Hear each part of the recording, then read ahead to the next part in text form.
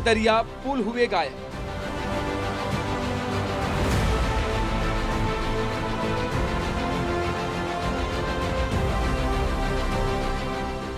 आसमानी आफत से आधा भारत पानी पानी, देश के कई राज्यों में साक्षात जल प्रलय के हालात बने हुए हैं। मध्य प्रदेश से लेकर राजस्थान तक, बिहार से लेकर छत्तीसगढ़ तक, या यूं कहें कि आधा हिंदुस्तान बाढ़ और बारिश की कहर से जूझ रहा है। आसमानी आफत जमकर कहर बरसा रही है और कहीं पर बस्तियां तबाह हो गई तो कहीं पर सड़क टूट गई है। बाढ़ बारिश से हालात बेहद खराब है।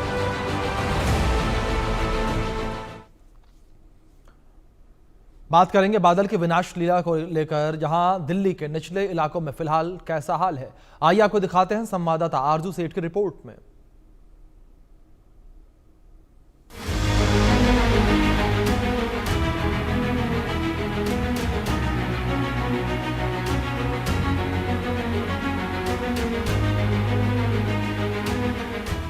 बाढ़ का खतरा अब टलता हुआ नजर आ रहा है, क्योंकि यमुना का जल स्तर जो है वो एक बार फिर से घटता हुआ नजर आ रहा है। इस वक्त हम ओल्ड रेलवे ब्रिज पर मौजूद हैं। तस्वीरें यहां से आपको सीधे यमुना की दिखाएंगे, किस तरीके से जो जल स्तर है वो घटता हुआ यहां पर नजर आ रहा है। और आज सुबह की अगर आपको जल स्तर की अपडेट दे तो ORB पे आप देख सकते हैं किस तरीके से 204.76 मीटर जो जल स्तर है वो इस वक्त नजर आ रहा है, यानी कि खतरे के निशान से नीचे यमुना जो है वो अब बह रही है। भले ही वार्निंग जो है वो अभी जारी की गई है, लेकिन उसके बावजूद बड़ी राहत जो है वो ये सुबह दिल्ली वालों के लिए लेकर आई है। खास तौर पर जो लोग निचली इलाके में रहते हैं, जो लो लाइन एरिया में लोग रहते हैं, जैसे कि यमुना बाजार का एरिया है, जहां पर अक्सर यमुना का जलस्तर जब बढ़ता है तो कहीं ना कहीं वो चीजें जो पानी है यमुना का वो उनके घरों में घुस जाता है और उनको बहुत ज्यादा प्रभावित करता है।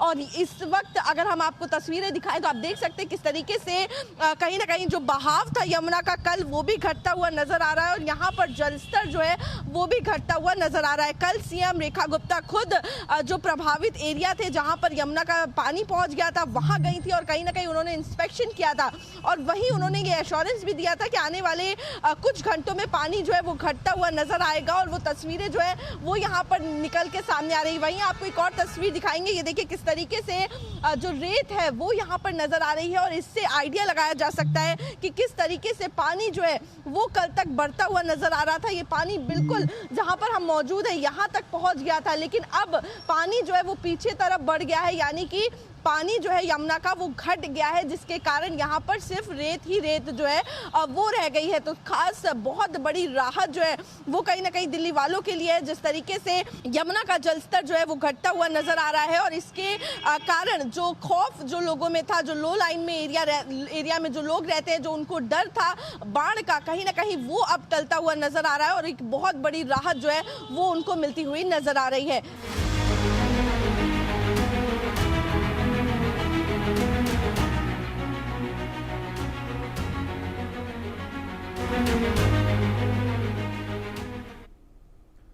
वहीं नोएडा में यमुना नदी के किनारे बसे हुए इलाकों में हाल कैसा है, संवाददाता अली खान की रिपोर्ट में देखिए आप।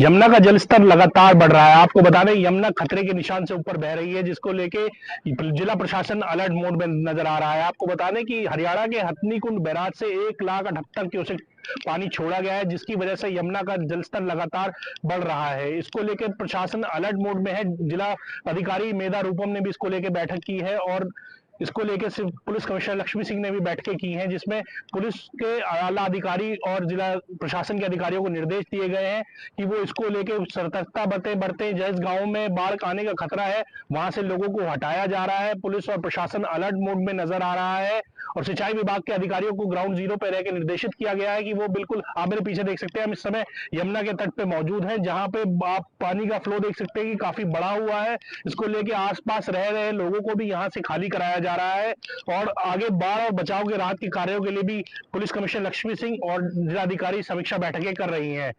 इंडिया न्यूज से मैं अली खान, नोएडा।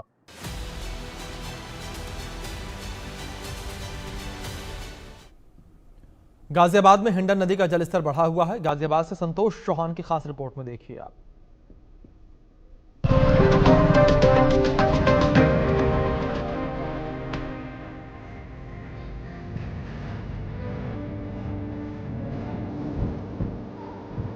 पहाड़ों पे हो रही लगातार बरसात के बाद गाजियाबाद के यमुना का जल स्तर लगातार बढ़ रहा है और इस बढ़ते जल स्तर ने जो दूब क्षेत्र में रहने वाले लोग हैं उनके लिए मुसीबत खड़ी कर दी है। ये आप देख रहे हैं, मैं अपने सहयोगी से कहूँगा कि एक बार दिखाएं कि किस तरीके से गेट आधे गेट लोगों के डूबे हुए हैं, लोग छतों पे बैठे हुए हैं, कुछ लोग आज 2 दिन से परेशान हैं। लगातार जिस तरीके से अभी जो है बरसात हुई है उससे यहाँ लोग बेघर हो गए हैं और ऊपर पुश्ते पे आके बैठे हुए हैं। प्रशासन से गुहार लगा रहे हैं क्योंकि जो इनकी इच्छा है कि जो भी उनकी सहायता करे यहाँ पे आगे कोई ना कोई 2 दिन से यहाँ अपने ज़रूरत का जो सामान था वो जितनी जल्दी निकाल सके वो निकाल दिए और कुछ सामान लेके अपना जो है बैठे हुए हैं। यहाँ पे कुछ लोग हैं, मैं उनसे पूछता हूँ, क्या नाम है आपका? गायत्री देवी। अच्छा, ये बताइए कब से रह रहे हैं यहाँ पे? यहाँ पर 3 दिन हो गया। यहाँ कितने दिन पहले मकान लिया था? मकान तो लेला हो गया 5 साल। 5 साल? हाँ। तो 2023 में 2 साल पहले भी बाढ़ आया था, तब पता नहीं था आपको कि यहाँ पे बाढ़ आती है? वो तो पता था भैया, तो वो समय सारा डूब गया था। दिल्ली उल्ली सब किससे लिया था आपने? कौन डीलर है? हमारे डीलर चांद है। चांद है? हाँ। चांद अभी देखने नहीं आया दोबारा यहाँ पे? नहीं नहीं आता। आपने कब लिया? आपका क्या नाम है? मेरा नाम कुणाल बेन है। अच्छा कुणाल, आपने कब लिया था घर ये? 5 साल पहले लिया। आपने भी 5 साल पहले लिया था? मैं 5 साल से आ रहा तो दूब क्षेत्र में यहाँ पे बताया नहीं था कि यहाँ पे बाढ़ आ जाती है? जब बताया तो कहा कि बांध बनवा देंगे, उससे पानी नहीं आएगा। अभी तक बांध भी नहीं बनवाया है। आप आप भी, क्या नाम है आपका? अच्छा दयानंद जी, ये बताइए कब से रह रहे हैं यहाँ पे? 5 बरस से। तो अब 5 बरस पहले यहाँ बाढ़ आई थी, आपको पता भी था? पता है, लेकिन पता रहते हुए भर में डीलर लोग कहा कि हम तटबंध लगा देंगे, इसमें पानी नहीं घुसने देंगे।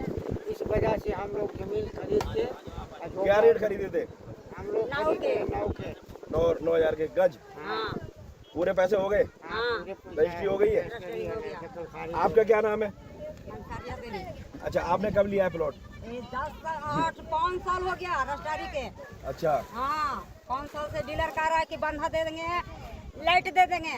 अभी लाइट के व्यवस्था करेंगे, रोज कहता कि लाइट के व्यवस्था करेंगे। हम नहीं, ऐसी गर्मी में मार रहा हूँ, पानी में मार रहा हूँ, बाल बच्चा भूखले है, बाल बच्चा इतनी कपड़ा न पहने के है, कुछ नहीं है, जी बिल्कुल। इस तरीके से जो जीडीए की लापरवाही भी इसमें कही जाएगी क्योंकि इन लोगों को नहीं पता है कि दोषी कौन है। ये जो अवैध कॉलोनाइजर हैं वो कहीं ना कहीं जीडीए की लापरवाही का लाभ उठा रहे हैं और ऐसे लोगों को दूब क्षेत्र में बसा रहे हैं। और जिन लोगों को बाद में जो बाढ़ आती है या जब भी जल स्तर बढ़ता है तो बार बार परेशानी होती है, ये जानते हुए भी कि ये दूब क्षेत्र है, यहाँ पे आवास नहीं बना सकते, फिर भी कहीं ना कहीं अगर बनाया जा रहे हैं और इनको फंसाया जा रहा है, ऐसे भोली भाली जनता को, गरीब जनता को जो है अवैध कॉलोनाइजर यहाँ पे अपनी जेब भरने के लिए इनको यहाँ पे जान जोखिम में डाल रहे हैं। और उन पे जो है जीडीए की लापरवाही होने के कारण ये लोग सरकार को दोष दे रहे हैं, योगी सरकार को कोस रहे हैं, परंतु इनको सच्चाई का अभी पता नहीं है कि जीडीए की लापरवाही है। और इस जो कॉलोनाइजर हैं यहाँ के जो अवैध कॉलोनियाँ काट रहे हैं शिकंजा उन पे कसना चाहिए। हालांकि जीडीए जो दिखावटी कार्रवाई करता भी है तो वो केवल इनकी रजिस्ट्री या मकान बनने के बाद जो है तोड़फोड़ कर जाता है, वो भी जो मार है उन गरीबों को ही झेलनी पड़ती है, परंतु इन गरीबों की कहीं पे सुनवाई नहीं हो रही है। जबकि कार्रवाई अवैध कॉलोनाइजर काटने जो कॉलोनी काटते हैं उन पे होनी चाहिए और जो है अभी आके यहाँ प्रशासन को देखना चाहिए। अभी तक कोई पहुंचा नहीं है जैसा कि ये लोग लगातार बता रहे हैं, परंतु ये अभी जो है 2 दिन से ऊपर बैठे हुए हैं पुश्ते पे अपना सामान लेके। और ये जो है बाढ़ की जैसी स्थिति है, ये लगातार जल स्तर हालांकि अभी कम हुआ है कल से, लेकिन कुछ लोग छतों पे भी बैठे हुए थे और कुछ लोगों ने रात बिताई है छतों पे बैठ के। और ये पूरी कॉलोनी में पानी भर गया है और ये जो है पूरी तरीके से यहाँ परेशान है। इनकी अभी तक कोई सुनने वाला नहीं है। Santosh Chauhan, India news, Ghaziabad.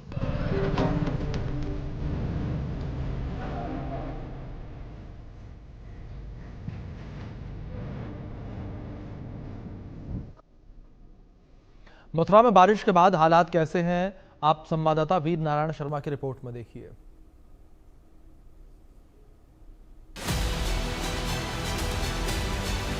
भगवान श्री कृष्ण की नगरी मथुरा में यमुना का रौद्र रूप देखने को मिल रहा है। आप देख रहे हैं तस्वीरों में मथुरा का ये पुराना गोकुल घाट है और गोकुल घाट पर यमुना का जो जल स्तर है वो लगातार खतरे के निशान से पार आपको नजर आ रहा होगा। देख रहे हैं जहां तक भी आपकी कैमरा की नजर जाएगी तहां तक आपको पानी का सैलाब ही सैलाब आपको नजर आएगा। देखिए उधर की जो खेतों में जो खड़ी फसलें हैं वो पूरी तरह से जलमग्न हो चुकी है, पूरी तरह पानी से डूब चुके हैं। लगातार अब जो पानी का जो सैलाब है वो बढ़ता हुआ जा रहा है। खतरे के निशान से पार मथुरा में यमुना बहती हुई नजर आ रही है। आप बात बता दें, मथुरा के माठ विधानसभा की बात करें तो नौझील शेरगढ़ मार्ग जो है वो पूरी तरह से डूब चुका है। उसके अलावा माठ क्षेत्र की जो यमुना की जो स्थिति है वो लगातार बढ़ती हुई नजर आ रही है।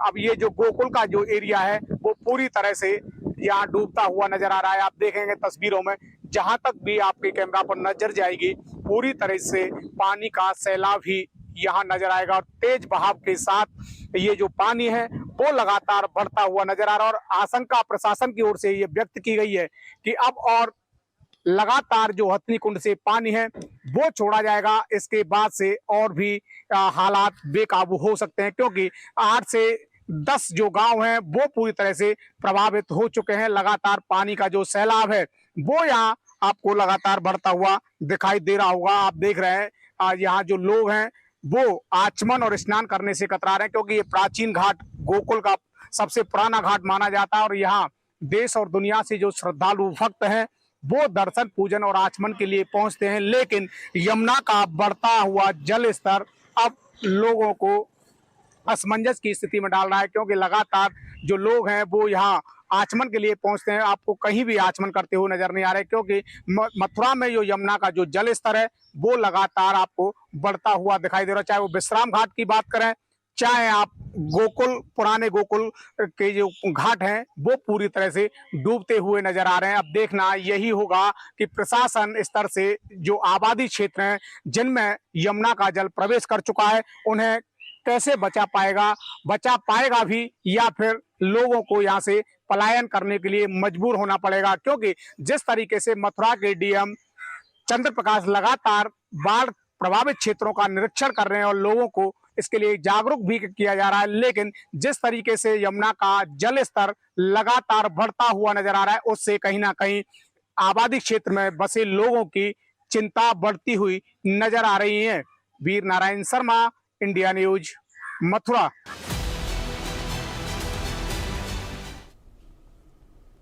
तो वहीं आगरा में बारिश ने लोगों की मुश्किलों को कितना बढ़ा दिया है, आप देखिए हमारे सहयोगी संजय सिंह की रिपोर्ट में।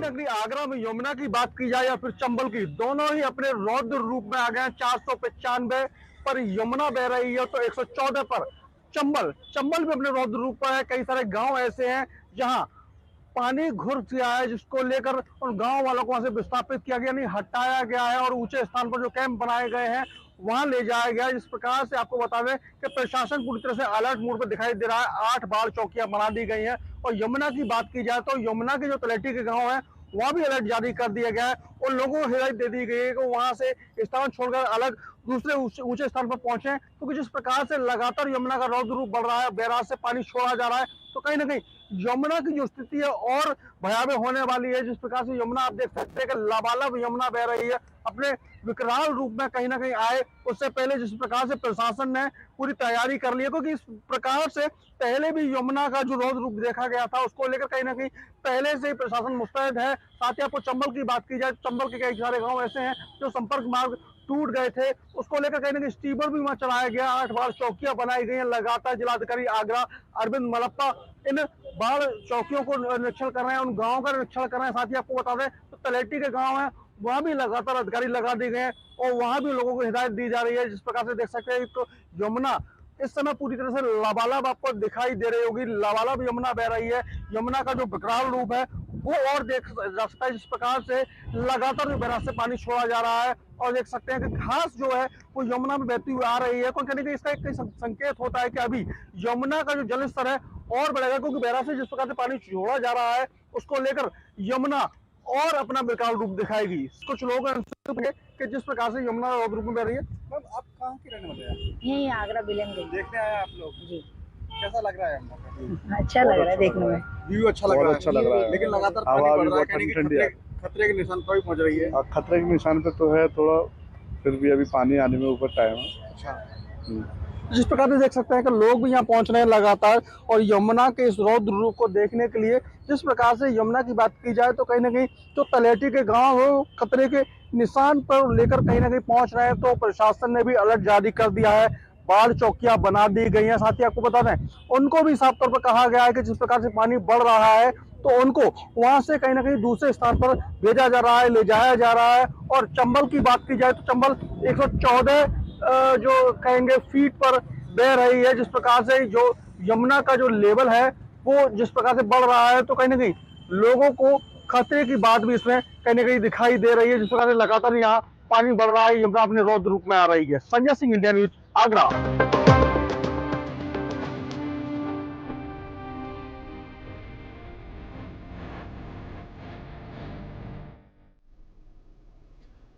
कानपुर में निचले इलाकों में बारिश का पानी अभी भी जमा हुआ है। आम जनजीवन कितना प्रभावित हो रखा है, आप देखिए हमारे सहयोगी जेबा खान की रिपोर्ट में।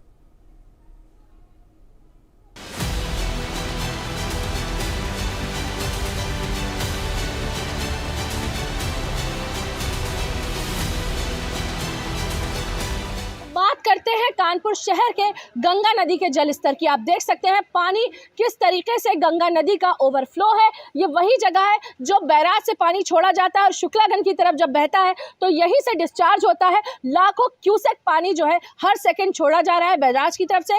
गंगा बैराज के 300 गेट जो है वो खोल दिए गए हैं, और जिसका नतीजा ये हुआ है कि बैराज की तरफ जो गाँव बसे हैं और शुक्लागंज की तरफ जो गाँव बसे हुए हैं उनमें घरों में बाढ़ का पानी घुस गया है। बड़े बुरे हालात हैं, लोग छतों पर खाना बना रहे हैं, प्रशासन उनकी मदद कर रहा है, जनप्रतिनिधि उनकी मदद कर रहे हैं, और कहीं कहीं लोगों को 48 घंटे की चेतावनी भी दे दी गई है क्योंकि इससे ज़्यादा अभी पानी के छोड़े जाने की उम्मीद है। आपको बता दें कि ये सारा पानी हरिद्वार और नरोड़ा की तरफ से बैराज की तरफ छोड़ा जा रहा है, और यहीं से पानी जब बैराज से शुक्लागंज की तरफ बहता है तो वो यही पानी है जो यहाँ से होता हुआ प्रयाग की ओर जाता है। ये लाखों क्यूसेक पानी है जो पर सेकंड छोड़ा जा रहा है। लगातार प्रशासन नाव भी चल रही है, लोग ट्रैक्टर से आ रहे हैं, जा रहे हैं, और लोग अपने घरों में कैद होकर रह गए हैं। अगर 48 घंटे की बात करी जाए, आगामी 48 घंटे की, तो आगामी 48 घंटों में यही पानी और भी बढ़ने के आसार हैं। हालांकि प्रशासन मदद कर रहा है इन क्षेत्रों में रहने वाले लोगों की। 12 गाँव जो बैराज की तरफ के 12 गाँव हैं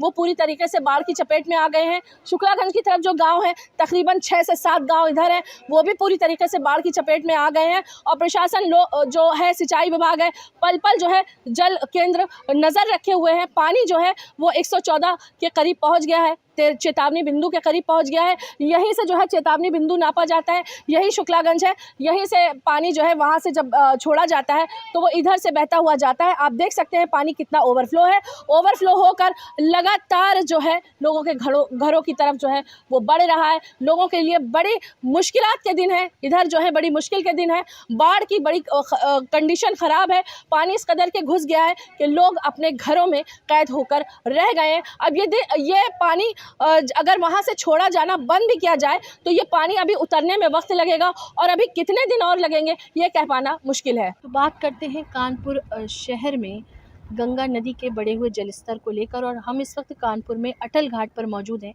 गंगा बैराज के नज़दीक हैं। और यहाँ पर आप देख सकते हैं कि मेरे पीछे ही ठीक जो है यहाँ पर ये बैराज है, और बैराज के ये 30 गेट हैं, और यहाँ पर पानी जो है आ रहा है और यहीं से छोड़ा जा रहा है।